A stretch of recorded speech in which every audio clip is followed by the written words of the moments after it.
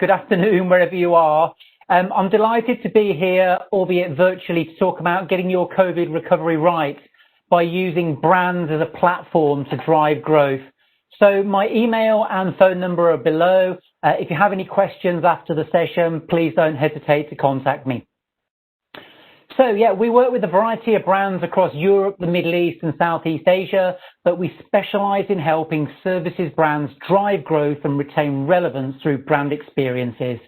And as we've just heard, that's come into far sharper focus during the turbulent times that COVID-19 has presented.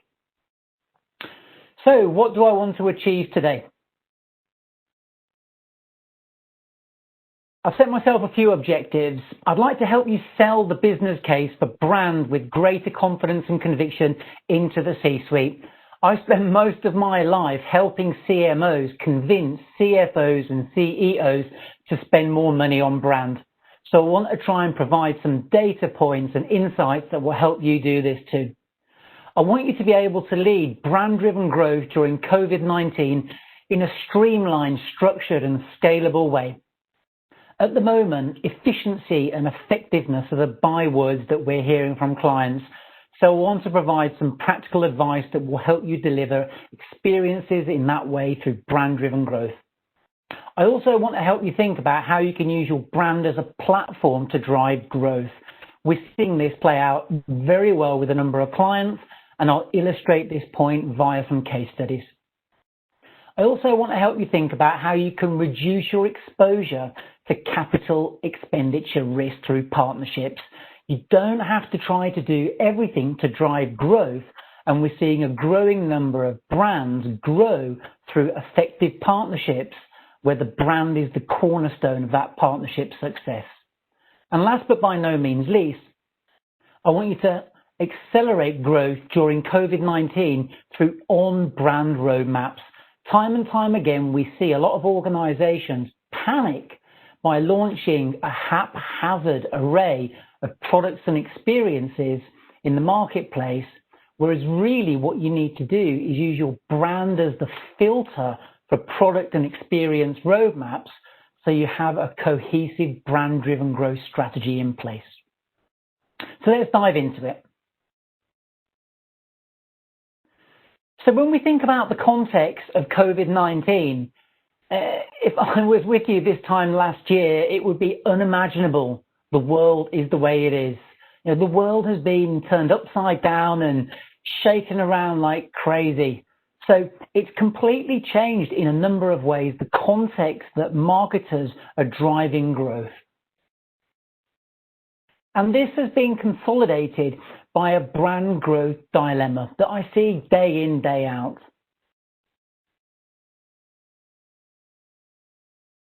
So we can see from this data point from some Gartner research amongst CMOs that brand strategy is the priority capability within their organizations. And we're seeing this across Europe, the Middle East, Southeast Asia and the States. So CMOs time and time again are saying brand is where we need to be focusing our efforts because it provides emotional security for their customers.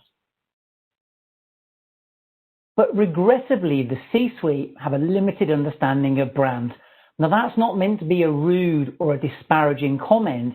We see it time and time again. And this data point here from the Financial Times and F-Works illustrates that point. We can see that on the right-hand side of the chart, a sizable number of executives in the C-suite have an average poor or very poor understanding of brand. And a case study that illustrates this point no better than any other I know is when 3G Capital bought Kraft Heinz for $80 billion in 2015. And at that time, Kraft Heinz embarked on an aggressive cost-cutting campaign. And we can see they bought the brand back at this point, and there was a residual effect in terms of brand equity playing through to stock value. But after a while, the equity and the value in the brand started to decline because the investment dried up. And we can see the stock value has just declined. So this is a classic example of a mentality that we see time and time again. Short-term ROI-driven mentality that is characterized by seeing brand as a cost and not an investment. This is the challenge we see. So these are some data points now that I'd like to share in terms of putting across the business case for brand growth. So these are just some of the examples that I share with clients on a regular basis to help the CMO secure greater budgets for brand-related investments. So what this chart shows is the gradual increase in the relative importance of intangible assets in the S&P 500 since 1975. So by intangible assets, we're talking about reputation, IP, patents, copyrights, and brand. And we can see that in 2018, approximately 84% of value in the S&P 500 resided in intangible assets such as brand. So this is one way to pique the interest of the CFO and the CEO because they'll understand these types of metrics. This is another chart that tends to sway opinion with the C-suite. And what it shows is the power of brands over time. So we can see that during the last global recession, yes, the top 10 powerful brands as measured by Brand's index were affected by the global downturn. But what the smart brands did was double down on investment. And we can see with time, the performance of these powerful brands outpaced a number of indices around the globe.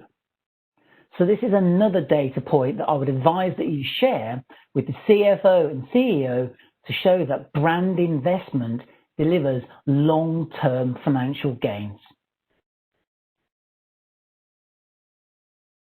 This chart here is some ongoing research that Siegel and Gale have conducted. And it paints a very simple picture.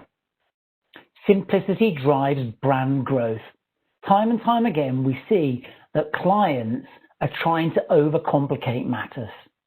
But this chart here shows that brands that perform well on their simplicity index outperform those of brands on a number of indices around the globe. And this is something I would encourage you to think about, especially at this time. Don't overcomplicate matters when it comes to brand-driven growth. Keep things simple in terms of positioning, your values, essence and personality, and how you bring those intangible brand assets to life.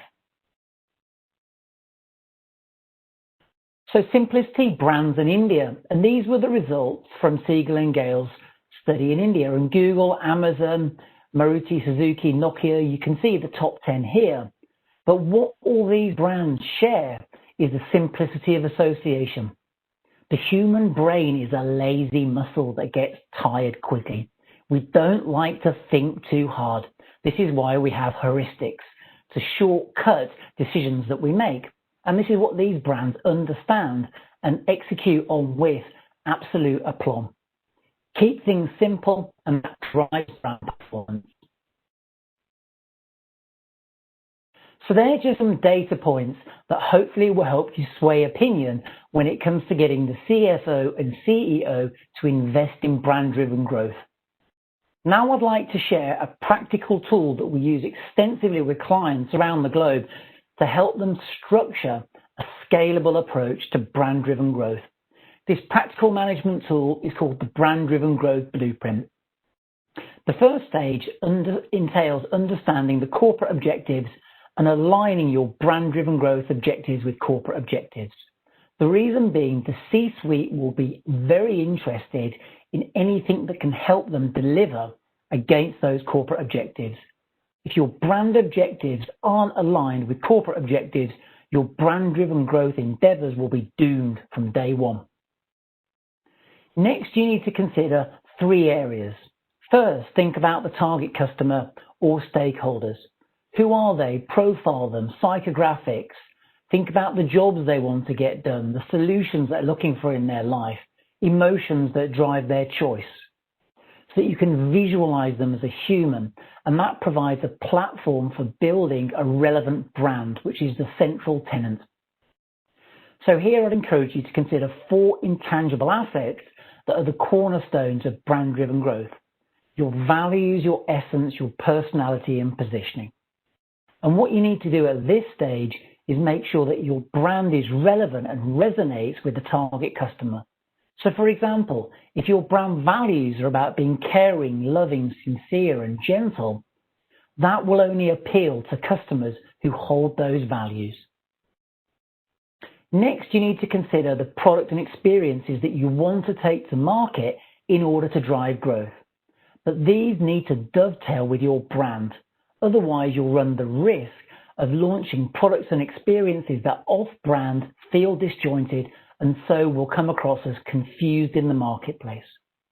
So for example, if your values are about being caring, loving, gentle, and sincere, then you need to think about experiential touch points that embody those values. So if a customer's got a problem, you need to be able to sort that in a caring, sincere way. This brings your brand to life. So the point here is the brand acts as a filter for your product and experience roadmap, but it also acts as a common denominator which connects your target customers or stakeholders with the products and experiences that you're looking to take to market in order to drive growth. And then last but by no means least, you need to consider measurement. And at this point, I'd encourage you to take employee, brand, and financial metrics. The reason being, based on our experience and extensive modeling with clients, we find that employee and brand metrics drive financial metrics. And that's powerful because the employee and brand metrics act as a metaphorical crystal ball that are preemptive. In other words, if employee and brand metrics are dropping, you'll have time to do something before that plays out in adverse financial performance. But if the financial metrics are dropping, you've left it too late. It's like driving and looking in the rear view mirror. So let's look at some examples of how this can play out. So the first brand, and these aren't clients of ours, I wanted to use other examples as using clients can feel a bit self-indulgent. So Baby Shop, fantastic brand, and their positioning is all about best choice at the right moment. And what Baby Shop have done is they've launched a number of products and experiences that support this positioning perfectly. So they have the My Baby Expert. This is an online chat, real time, where someone can actually speak and chat with another human being. Similarly, in store, they've got the My Baby Expert that helps the target customer make the best choice at the right moment. And to address any logistics issues they've had with products, they've got RFID codes on all products to ensure the customer can make the best choice at the right moment. These are just some simple examples of how Baby Shop's brand-driven growth has been informed by their brand positioning. Peloton is a really interesting example, and they talk about their brand being all about world-class at-home fitness. So it's fairly safe to assume that's fairly closely related with their brand essence. So Peloton make high-end equipment for the home, bikes and things like that, exercise bikes. But late last year, their campaign received an awful lot of criticism, and it was seen as sexist and dystopian. It was actually quite trite and demeaning, particularly towards women. And as we can see at this data point over here around that time, it had a marginal, if any, effect on the stock. But since that time, Peloton's growth trajectory has just been onward and upward. And what they've done is in line with this brand essence of world-class at-home fitness. They've launched apps with content. They've taken the bike to the Bike Plus. They've launched the Tread, and then they're going to launch the Tread Plus later in the year. And I've no doubt that Peloton will have other products and experiences in line to be launched that fit perfectly with this essence of world-class at-home fitness. If they didn't understand their brand essence, they wouldn't have a clear focus for this brand-driven growth via the products and experiences they're taking to market. So in terms of B2B, stretching into B2C, CAT's personality has been associated with being rugged and robust and durable.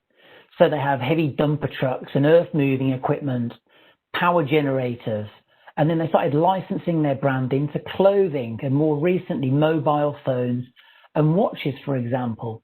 But CAT have been able to do this because all of the products that express their personality are robust, rugged, and durable. This enables CAT to grow by licensing their brand through third-party relationships. But it's not just about products as an avenue for driving growth. And Red Bull and GoPro provide an example here.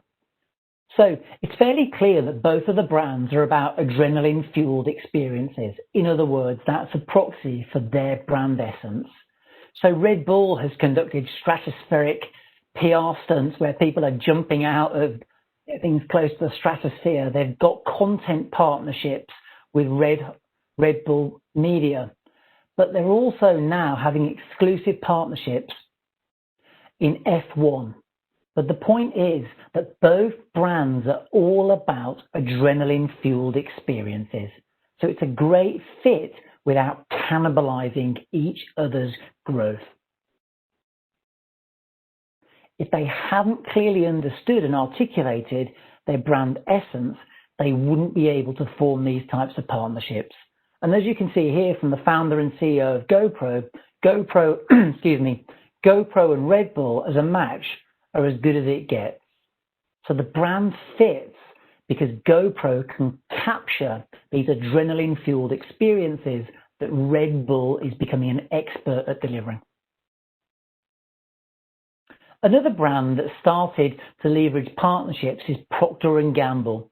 And what they've done is they've started to partner on events and experiences and content partnerships that fit with their values. So for example, more recently, we've got here Queen Latifah's first film. It was a way that Procter & Gamble could champion their support for female directors. And as we can see from the quote on the right-hand side here, Mark Pritchard, you're seeing more and more brands who are producing very engaging content that expresses the values of those brands. So what we're seeing here is the types of partnerships that Procter & Gamble is choosing to pursue are filtered through their values and other facets of their brand. And that provides the platform for driving growth. So how does this work with the blueprint? So all of these campaigns will have had objectives, but for the Baby Shop, we can see it was the best choice at the right moment. So at the center, that facet of their brand, the positioning, they use that as it's relevant to the target customer, but at the same time, they use that positioning to guide and inform the products and experiences they took to market to enable them to execute on that positioning of best choice at the right moment. If they haven't clearly articulated that brand positioning, making those decisions wouldn't have been possible. Peloton, brand essence, world-class at-home fitness. So again, understanding that essence and how it resonated with the target customers also provided a guiding principle for the products and the experiences that it could take to market. So the bike is all about world-class at-home fitness. Same for the Bike Plus, but it also enabled the brand to move into new product launch spaces by launching the Tread Plus, and also the app and the content that they flush through that app. It all fits perfectly with world-class at-home fitness. CAT started out B2B and has moved its brand into a B2C space as well. So the personality was about robust, rugged, and durable associations. So those sorts of associations had self-expressive value to the target customers. But also as well, by understanding that personality, it enabled CAT to launch products and experiences that were on brand. So the phones that they've taken to market were rugged and durable. They weren't sleek and slimline and premium feeling. The watches they took to market, again, were robust and rugged and durable. But they managed to grow through third-party relationships. GoPro, Red Bull, it was all about adrenaline-fueled experiences. That appeals to both of their target customers, but also provides a platform for them to launch co-branded experiences and products. If they weren't clear on the scope of their respective brands, they wouldn't be able to have this marriage made in heaven. And then we looked at Procter & Gamble and how they're using their brand values to filter the types of partnerships that they engage with. So they've used their values as a mechanism to determine the types of brands that they want to partner with. And we looked at an example of how they're keen to support female directors in the film space. So these are just a few examples of how brands have driven growth over the years and more recently by using their brand as a platform to drive growth. The brand filters the products and experiences they take to market, but it also acts as a common denominator for connecting with the target customers or other stakeholders as the mechanism for driving growth and achieving corporate objectives. So I just want to finish off with some influential quotes. This one from Janet Hull, Director of Marketing Strategy at the IPA.